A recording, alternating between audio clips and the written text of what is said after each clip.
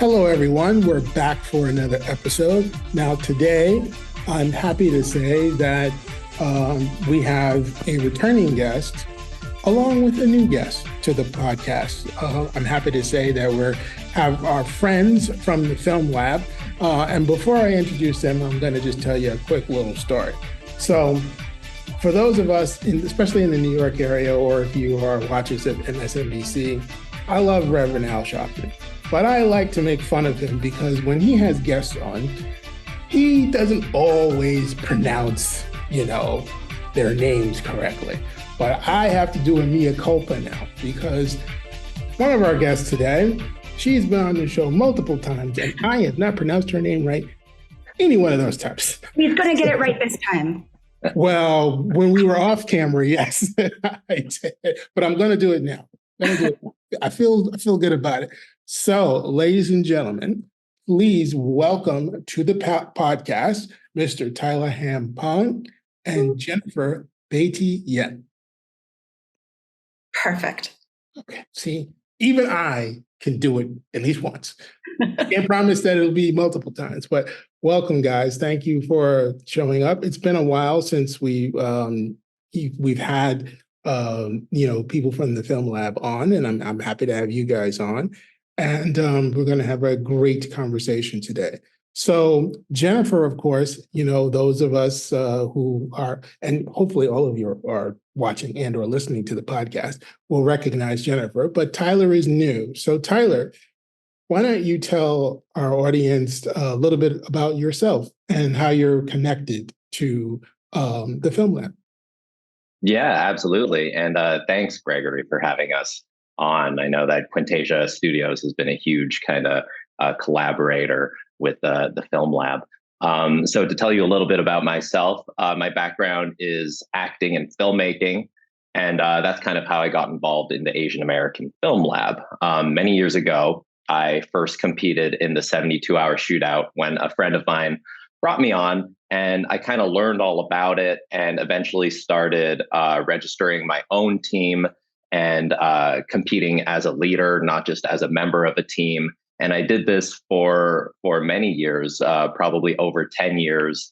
And I just loved the competition because of the community that it kind of brought together, and the not only the people that I met on my team, but the people that I met on other teams and would collaborate with in the future. So it was a great way to kind of entrench myself in this niche filmmaking community.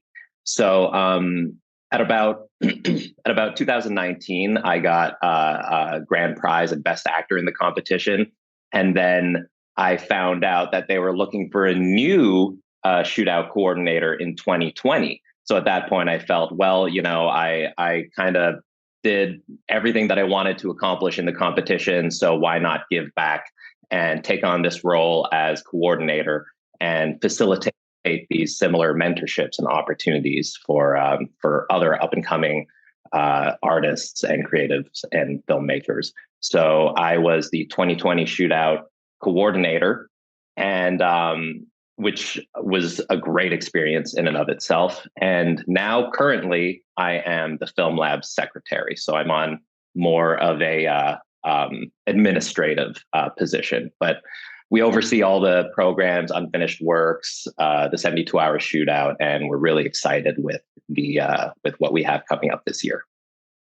Great. And in terms of, besides the work you're doing with the Film Lab, what else are you working on your own in terms of enhancing or following your career path in the entertainment world? Yeah, absolutely. I'm glad you asked. As I mentioned before, I'm an actor and filmmaker. I've been working on a feature screenplay with my wife, and it's a horror found footage film, and it takes place in an area of California called the Nevada Triangle, which is a real place, and it's known for mysterious occurrences and disappearances.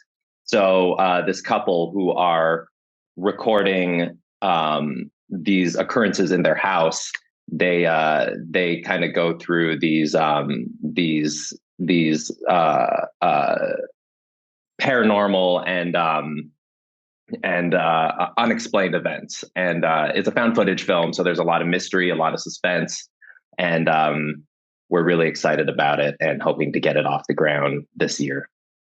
Well, it sounds great, and I wish you, great luck with that and much success. Let me pivot now over to Jennifer. How are you? Well. How about yourself? Good, good, good. And actually, Tyler, can I give a little shout out to your screenplay for the UW? Ah, Oh yes. yeah, you know that. Yes, absolutely. I forgot to mention that. Go ahead. Yeah, if people are interested in learning a little bit more about this screenplay, there was a table read of one of the drafts, and it's online on our YouTube channel, which is /ASAM Film Lab. So you should check it out. Okay. There you have it. See, you not only do you get, entertainment here, it's infotainment. You get information too. Everything you could want. What more could you want? So how have you been since last?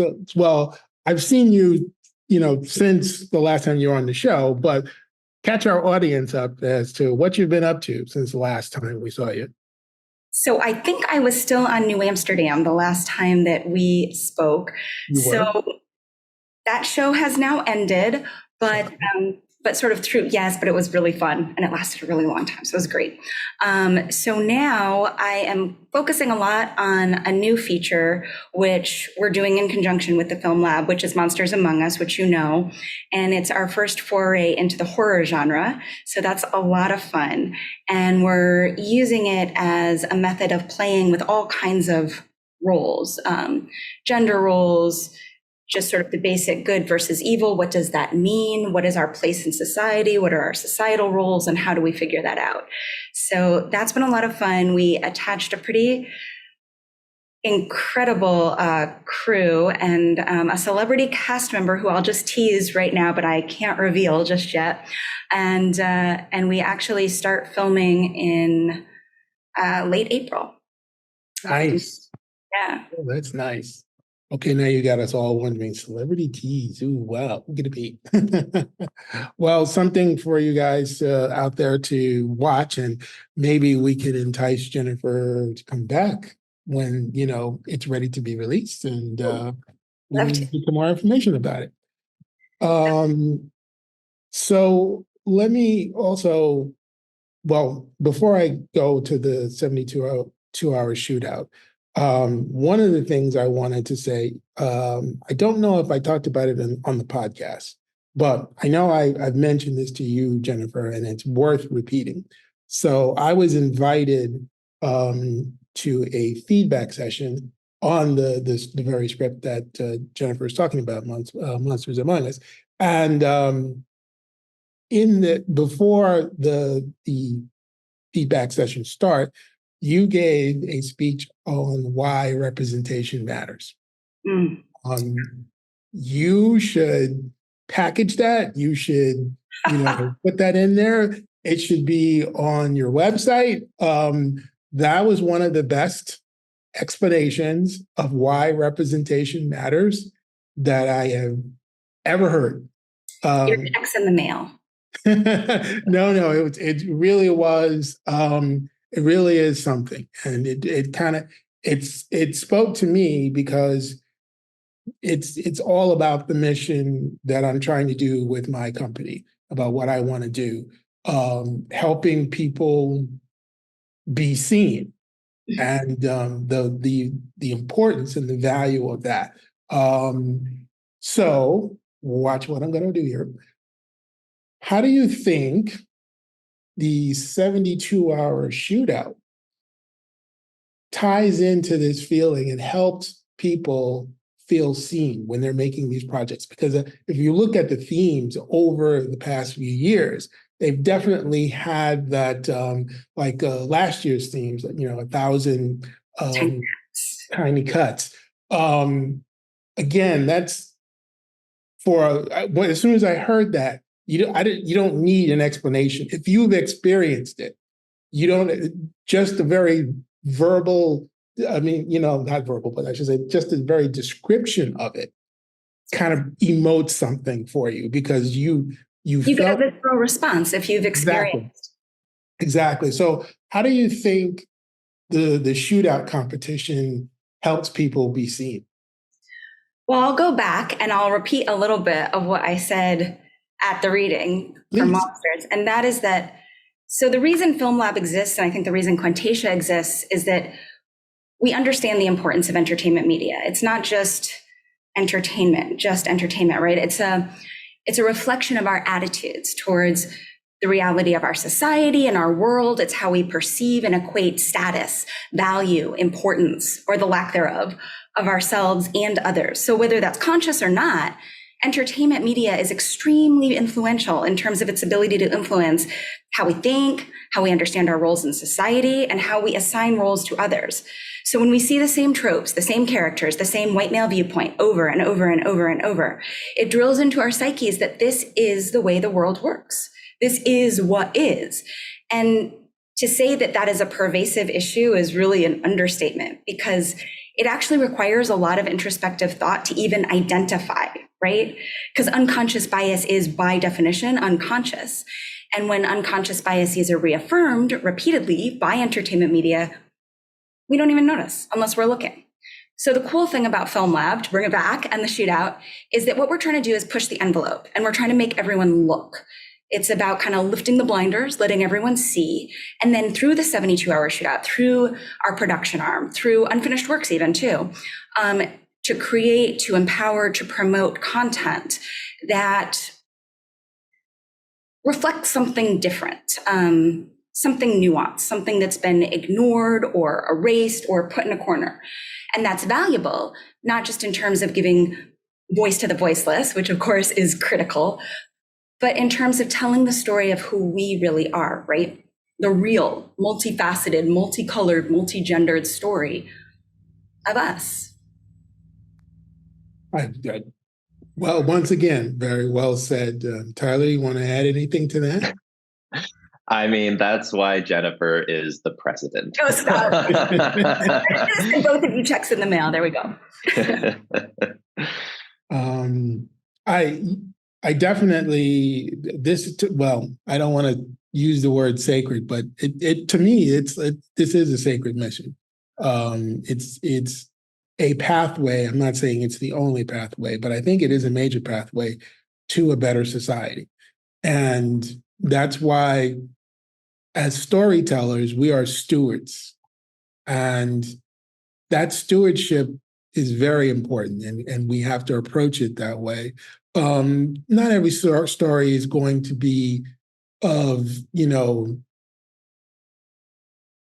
heavy gravitas or things like that. But even in our humor, we never want to be demeaning. We never want to be reinforcing negative stereotypes. We never want to be tearing down individuals with humor. So how we tell our stories is very important. And that's, the message that, hopefully that everyone that I'm working with, all the actors and all the crew, that we all understand that we must keep that part of our mission, in the forefront of our brains as we're creating our art at all times.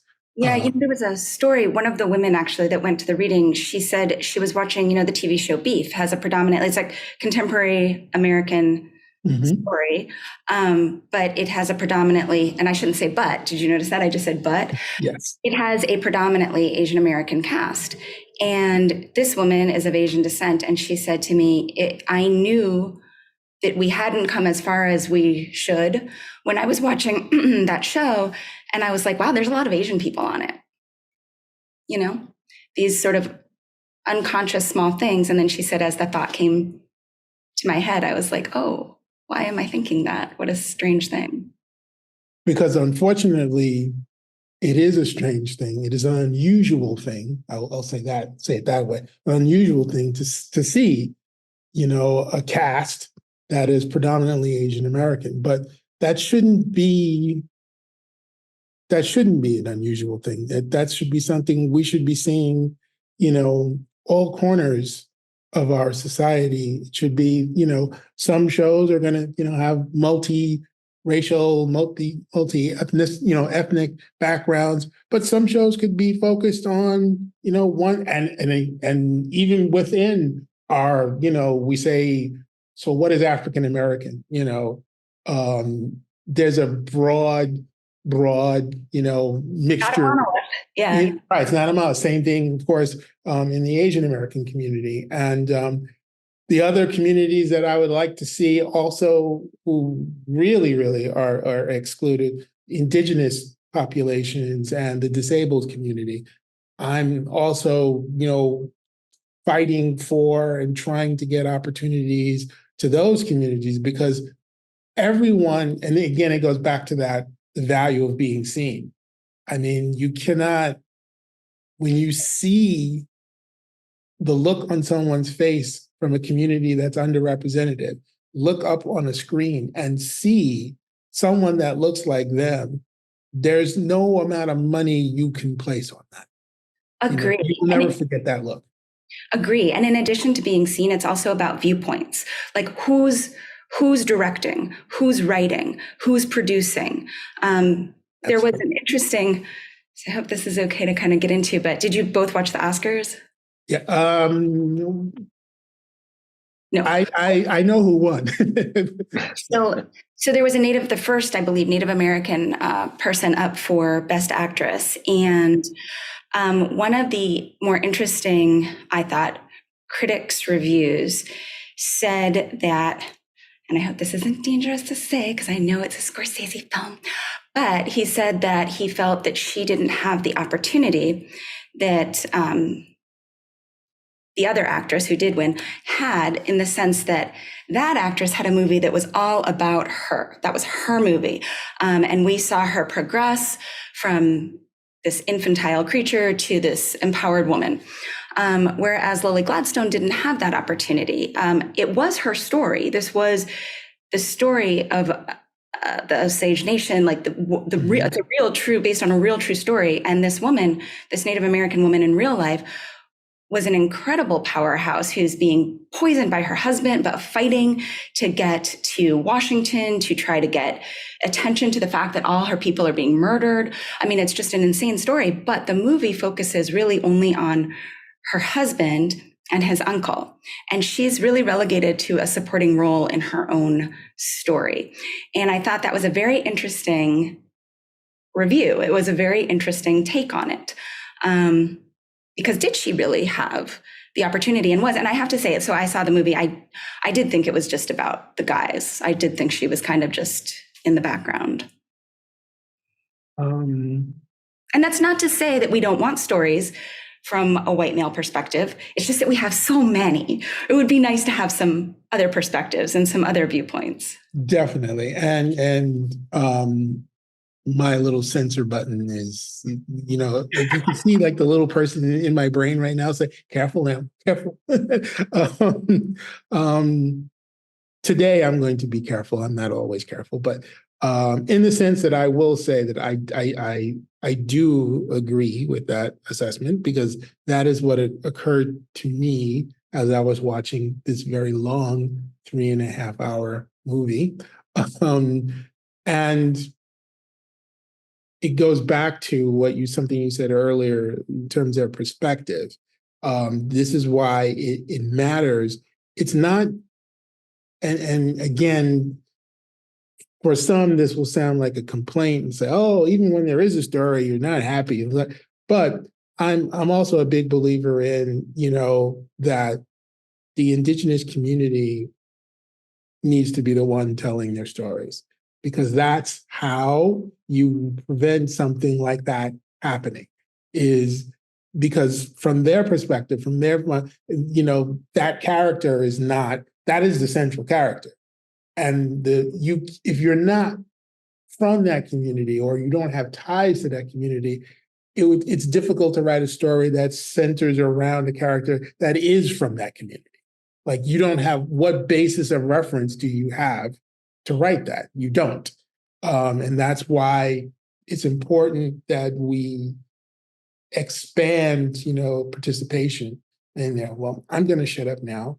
And Tyler, I'm going to give you a chance to, is there anything you want to add, weigh in, or even if you wanted to change topics? Yeah, no, I mean, before we change topics, I mean, it's on another side of like the politics side of the Oscars. I think it's interesting how they choose their nominees and how they categorize them, because when you saw the past supporting actors and the past lead actors come out and give their speeches before they announced this year's winners, I was looking at some of the like supporting roles and thinking, well, they had more screen time than Lily Gladstone did in her own movie this year. And she's considered a lead role, and these other roles are considered supporting. So it's like, would Lily Gladstone have won if she was nominated in the supporting category? But if she was nominated in the supporting category, that would have been controversial, because then it's a Native story and nobody Native is a lead. So I'm sure there's a certain amount of politics that go into it that either give it a pro or a con, whether she wins or not. But I think that's also just an interesting point to add to this whole the politics of awards. Yeah. Well, the politics, and I'll just say that, and I'll leave it there because I don't want to stray into dangerous waters for myself. The politics and the money. Let's be very clear about Oscar campaigns. And that's what studios do to get their stars to win. They go on campaigns to do that. So there's, even more than politics, I would say money is a major factor. Now, because of who the director was and, who was, you had Apple and others behind that film had a lot of momentum. And that's, I would say contributed to the fact that she got nominated in the first place. But there are a lot of deserving films that may not be from Apple, may not have Martin Scorsese, attached to the film, that would never have a shot because they don't have the dollars to spend on an Oscar campaign to campaign with the people who are going to be voting, the voting members of the Academy for that category. They spend a lot of money trying to, get and send out actual, videos of the film. So if you haven't seen it, here you go, take a look. And those campaigns are very effective. And there are companies that run those campaigns. So it's not entirely about merit. Do you remember the gentleman from American Fiction? Did he say, do I have this right? Did he say that the movie was made for under 10 million? Cord Jefferson. Yeah. I have to look at the budget. Because he did a plea basically when he was speaking, and he said, I really hope we can get smaller budget and pictures up here so we can get more out there. So it doesn't always have to be some huge mega tentpole Hollywood thing. And what he said really resonated with me. I thought that was a really, really great point. Well, I think, and see, this is why people, when you watch the podcast, you never know this wasn't planned, but I like the way we're going in this direction. One of the things that's happening, and that I haven't really studied it and paid attention to it, but I certainly have after this one. So, the writers and the actors have new contracts, right? Mm-hmm. So what are we seeing now in Hollywood? Inevitably, there's a contraction, particularly on the TV side. You're seeing a lot less projects. And cost is being thrown out as one of the reasons why that is. There's no question Trust me, I know. There's no question that, trying to produce a TV show is very expensive. And I don't see it getting expensive. And I'm not even calling for it to be less expensive because I'm more on the other side. I have seen the effects of people, particularly people of color, who struggle, and then they finally get a role. But it's with an independent company, but they're barely getting paid. And it's like, okay, but you want me to be on set for like 10, 14 hours a day, but you're not really paying me that much. And I still have bills. And there's always this great dilemma. I'm for, not only do I want opportunity, I want people to get paid. Now to circle back to Cord Jefferson's point, I don't really see, me personally, the cost is not going to go down. And it is very hard to make even an average picture for $10 million. It just, I don't know. hmm? Especially for the horror genre, now I'm blanking. Two big companies just merged. Help me, you know them for sure. Not One, Blumhouse. yes, Blumhouse and so but the movies are generally right. I think around between 3 to 5 million, and I think Blumhouse did a really good job at saying, okay, we're gonna take all this content and just churn it out and keep the budget low. And horror is a genre you can do that with. Because there are specific, usually it's a self-contained story, meaning that you don't have multiple locations. And in the cheapest ones, it kind of occurs at one location. And yes, but not every story is going to, as you said, is going to lend itself to that. And I think if you look at what the average across all genres, obviously horror will be on the lower end. That's why it's popular. It's because it's cheaper to produce. But the average, depending upon who you talk to, if you talk to Studio Binder, the number that they put out there is 65 million. If you talk to some others, the number that I've heard is more like 38, 40 million. But that's still, a lot. Yeah, but everybody's also puffing, and somehow even the most profitable movies end up in the red. Do you know what I mean? So, Of course. Yeah, there's actually, I'd give a quick shout out to one of our sponsors. So one of our sponsors is Script Hop. They create these pitch packets for you, these interactive pitch packets where you can pull up your screen for screenwriters. You can pull up your screenplay, see the cast, see video clips. It's very cool, generates quotes. I think I sent you the one for Monsters Among Us. You can take a look at that and play with it. It's really neat. So they're putting out this new, because one of the things we talk about is empowerment, whose stories get heard. And if you're a screenwriter, it's really hard, unless you have a really great agent or you're really well connected, it's very, very difficult, no matter how good your writing is, to get in front of the right funders, to get that distribution, to get attention, to get eyes on your script. So they're rolling out a new program that hopefully we'll be able to introduce the shootout filmmakers to, where you go through what is called a gauntlet, and they bring in eyeballs from major studios, which is matched to the genre of your script. So like Tyler's script, horror, maybe Lionsgate. And then they have people who supposedly can actually get you distribution, can actually do this, review your script and give you customized feedback. If you make it past level 1, you go on. I don't know how many levels there are. I have to find out.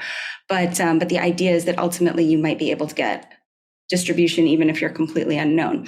If that works, that would be a game changer for many filmmakers. Also depending upon obviously who's reading the scripts. We want to make sure, is that a diverse group of people? Obviously they're going to be diverse in terms of genre, but what viewpoints are we representing here? Budget, styles, all kinds of things. But it's a very intriguing thing. It definitely sounds intriguing, and you'll please keep me updated as to how that goes. Tyler, let me ask you this question. In terms of the journey that you're now on, what is there anything that you come across and you said, boy, I really wish that this would exist when you were trying to figure out how you were going to, because I even and I think it's great if you're an actor, but I think you need to go through the experience of trying to produce something because I think it is valuable because then you see the other side of what's happening and you can appreciate and try to plug in, on what the producer is trying to do. So for you, Tyler, is there something that you wish existed that would have made your journey a little easier? I mean, there are so many resources out there that even if I said I wish it existed, I'm sure it's out there, but it's a matter of paying for access to these resources. Um, Personally, as you said, producing and being behind the camera is such a valuable experience for the actor. And they always tell actors that, you should sit in on a casting session because, you know, seeing all these different actors with their take on a single role and then seeing what resonates, whether it's like personality that shines through the audition or if it's like flat out talent or if it's, just a general look that the casting director feels fits the role, it kind of eases your neuroses about why you're not picked and why things don't necessarily happen.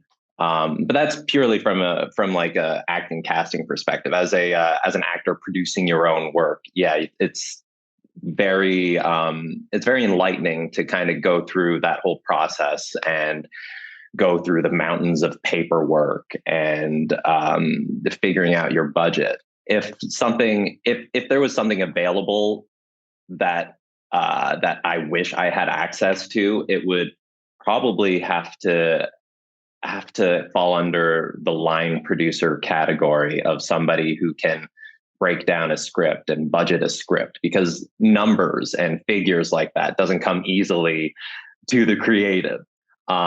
And you end up just kind of ballparking what figures are when really, like, if you have a professional line producer or somebody who's familiar with money management, they can get solid figures that are tangible. And I feel like that's something that is difficult for a creative to manage themselves is that business producer side of it. And I wish there was just like a database of let me look up how much a prosthetic nose costs, and it would just like give you a breakdown of different vendors or something like that. Like if something like that existed, that would be revolutionary for first time producers, even experienced producers. So that would definitely be something beneficial. Now that one I can definitely resonate. That resonates with me because there's been plenty of times when I'm trying to, come up with a budget, and the script calls for certain things. I'm like, well, I don't know how much to estimate for. I've never gone. How much does a fake one of these things cost? And having there are places that have proprietary information. Obviously, the big prop houses who sell this stuff, they have a catalog, you can see that, but you're looking at just their catalog. You're not getting a competitive view of, okay, yeah, they might have it, but is that at the best price that you can get it? Because again, the budget is the budget. So if you need it, you've got to find out how you get it at a price that you can afford it. So having that competitive information would be good. So for all you techies out there who are looking for something to do, I thought about this, but the problem is, you see, I run a studio, so I have a vested interest in it. And, that's going to seep into the credibility of that information because it's going to be skewed to what I want to see. But if you're out there and you're like, hey, I'm looking for an idea, well, Tyler just gave you one. So, hop to it. I should trademark it. Yeah. You And should then give them the send the QR link. code so they can scan it, and they have to pay a commission to Tyler if they. There you go.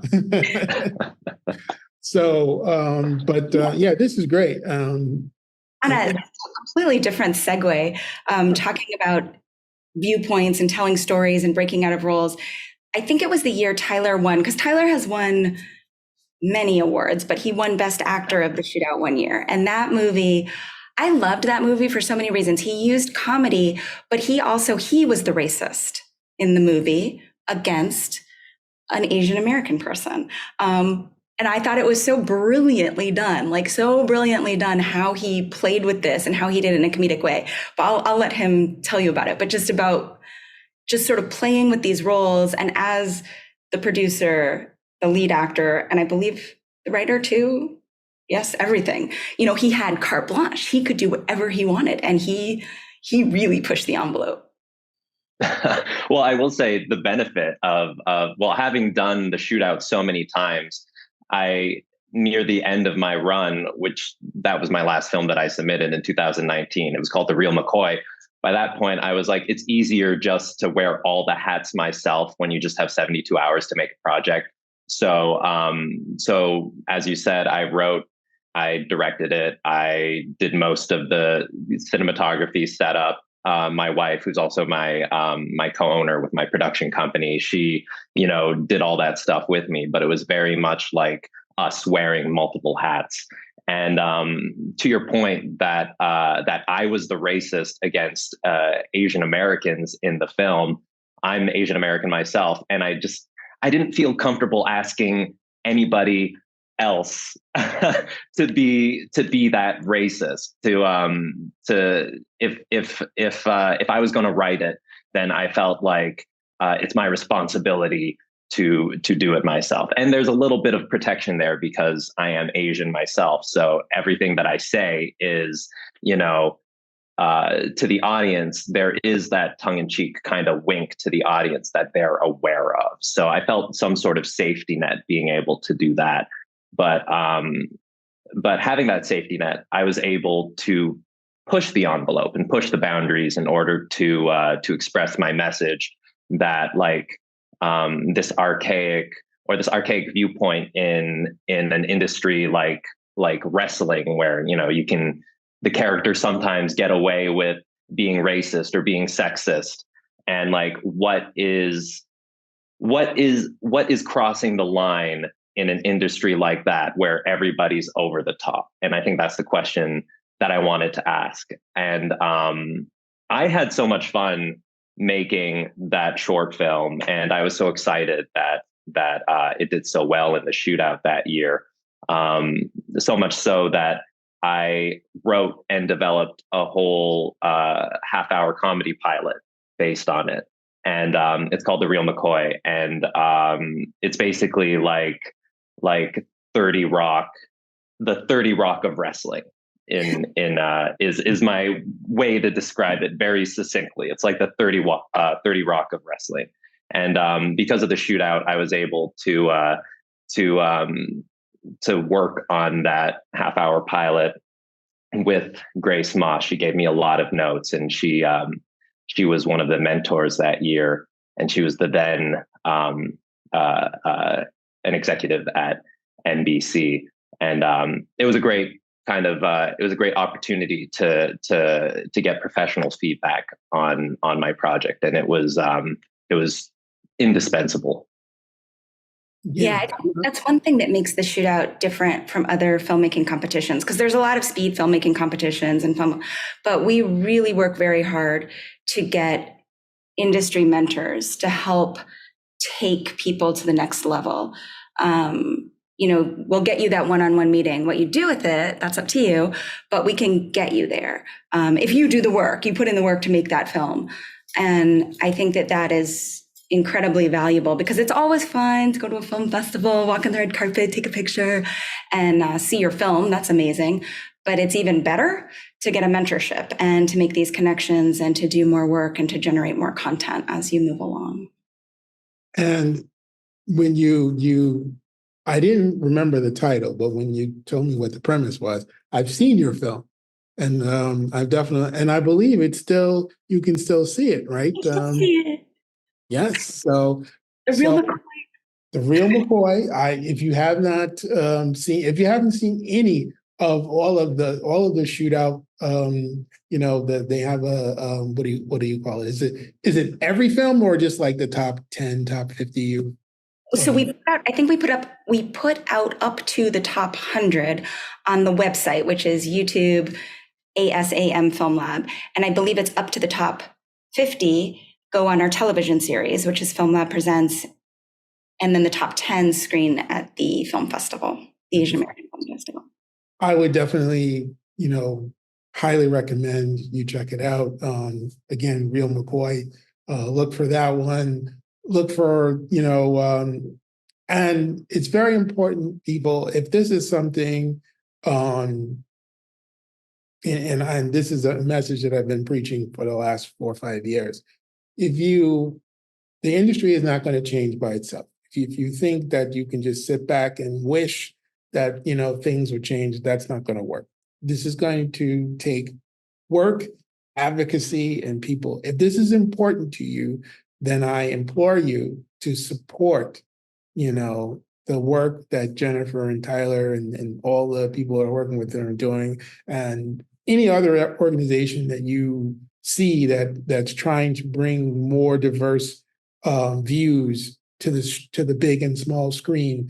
They are deserving of your support. Please go out there and do what you can, and not just your money, but also if they're asking for volunteers, if they're asking, participate as well.